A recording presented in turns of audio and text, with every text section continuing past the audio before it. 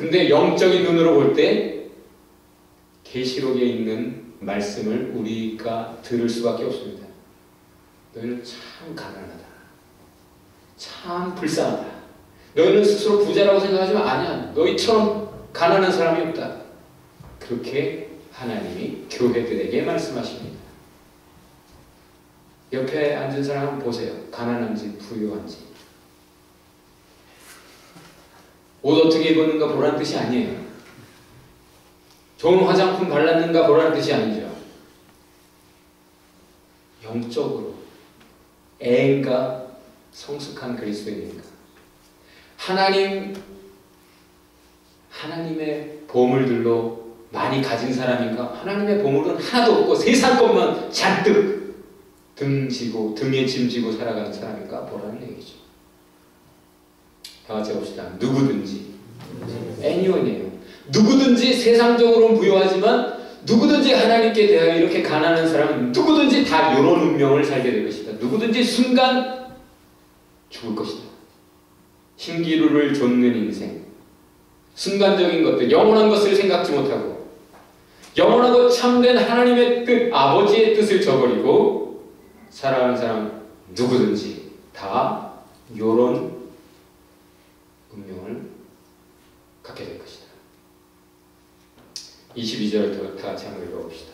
이제는 예수님께서 제자들에게 하시는 말씀이에요. 보다 직접적으로 저와 여러분에게 청중 중에 하나님의 뜻을 모르는 사람이 그냥 자기 급박한 개인적인 사정을 가지고 예수님께 부탁했잖아요. 그 부탁을, 그 기도를 들었던 예수님께서 거기에 대해서 지금까지는 답변하신 내용이고, 그래서 이 말씀에 근거해서 이제 제자들에게 좀 더 분명하게 가르치시며 당부하시는 내용이 22절부터입니다. 다 같이 한번 읽어봅시다. 또 제자들에게 그러므로 내가 너희에게 이르노니 너희 목숨을 위하여 무엇을 먹을까, 몸을 위하여 무엇을 입을까 염려하지 말라. 여기 염려라는 말, 영어로 하면 뭘까요? 여기 있는 대로 worry, 강아지 이름 worry. 이 worry라는 이 단어는 특별히 누가의 단어입니다. 영어로는 worry로 번역됐지만 사실 누가가 쓴 단어는 사실 누가만 쓴 단어예요. 6번 썼는데 12장에서만 4번이 나와요. 12장은 사실 이 염려, 걱정, 근심, worry 요 단어로 중심에서 이야기가 전개되고 있다는 뜻이에요. 근데 이것은 어떤 의미인가? 걱정, 나 좀 걱정이 있어요. 그 정도가 아니에요. 유진 피러슨이라고 하는 어떤 목사님은 이 단어를 좀 더 리얼하게 번역을 했어요. fuss. Don't worry가 아니라 don't fuss. 야단법석하는 거죠. 흥분해가지고 안달해 하면서 야단법석하는 인생을 말하는 거예요. 여러분 지금 야단법석하고 있어요. 이 말씀에 비춰서 볼 때 그냥 뭐 걱정하면서 너무 걱정 근심이 많아. 예수님은 우리에게 세상이 모르는 평안을 너에게 주노라. 그거 주겠다고 오셨는데 그거 주는데 그거 받아가진 사람들이 그거는 호주머니에다 넣어놓고 걱정 근심 꺼내들고 깃발 흔들며 야단법석하고 다닌단 말이에요. 그래서 순모와 나의 싸이월드 일촌명은 평정심이죠. 크리스찬의 마음은 평정심이어야 합니다. 걱정 없어요. 그런데 너무 야단법석하는 인생들에게 예수님이 말씀하십니다. 염려하지 말라. 다 같이 염려하지 말라. 23절 우리 다 같이 읽어봅시다. 목숨이 음식보다 중하고 몸이 의복보다 중하니라. 이거 모르는 사람 있어요? 근데 모르는 사람들처럼 살아요. 무슨 뜻입니다? Evaluate your priorities. 너의 가치관, 너의 우선순위를 점검하라, 재조정하라 하는 겁니다. 여러분 뭐가 더 중요해요?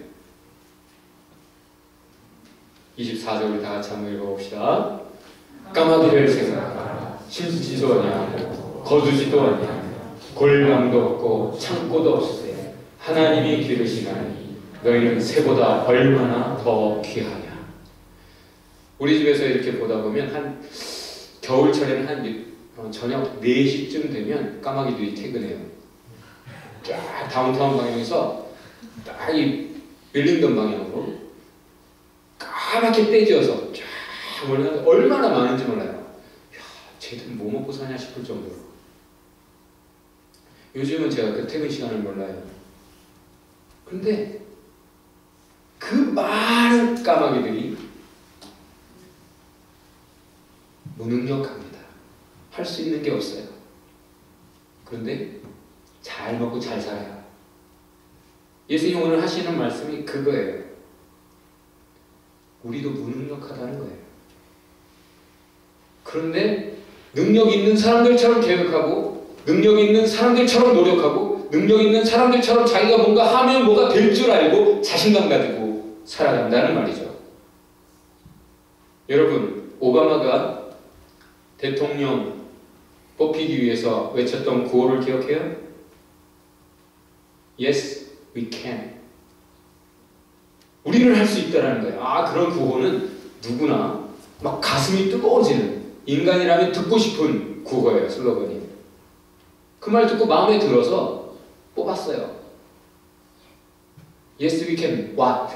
뭘 할 수 있다는 거예요? Change였어요. Change. 바꿀 수 있다는 거예요. 오바마가 지금 잘 바꾸고 있습니까? 그거 바꾸느라고 졸뚱살뚱. 오바마가 목숨 던져서 지금 바꾸려고 하고 있어요. 많은 사람들이 진짜 바꿔져야 되는 일이기 때문에 기도할 겁니다.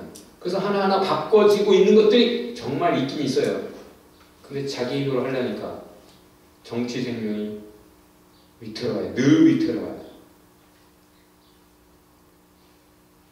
Yes, we can. No. change는 못해요. 우리는. 하나님 하시는 말씀이 이거예요. 우리는 무능력하다는 거예요. 그러면서도 뭔가 우리가 노력하면 된다라는 구호를 외치면서 할 수 있다, 할 수 있다, 난 할 수 있어, 더 노력하면 돼 하고 그렇게 나름의 인간의 계획과 수고와 기도와 하나님 뺀 그런 삶을 살아간다는 거죠. 헛수고요, 헛걱정입니다. 바울이 이렇게 말합니다. 다 같이 해봅시다. 심는 이가 있고 물 주는 이가 있다. 사람이 하는 일이죠. 그러나 잘하게 하시는 분은 오직 하나님이시다. 믿습니까? 여러분이 이런저런 수고 노력할 수 있어요. 기도할 수 있어요. 우리가 할 수 있는 건 그 정도예요. 수고하고 노력한 대로 열매를 얻게 하시는 분은 오직 하나님이십니다. 우리가 기도는 할 수 있지만 기도에 응답하시는 분은 오직 하나님이십니다.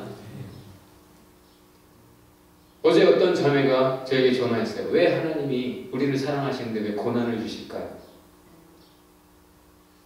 왜 고난을 주실까?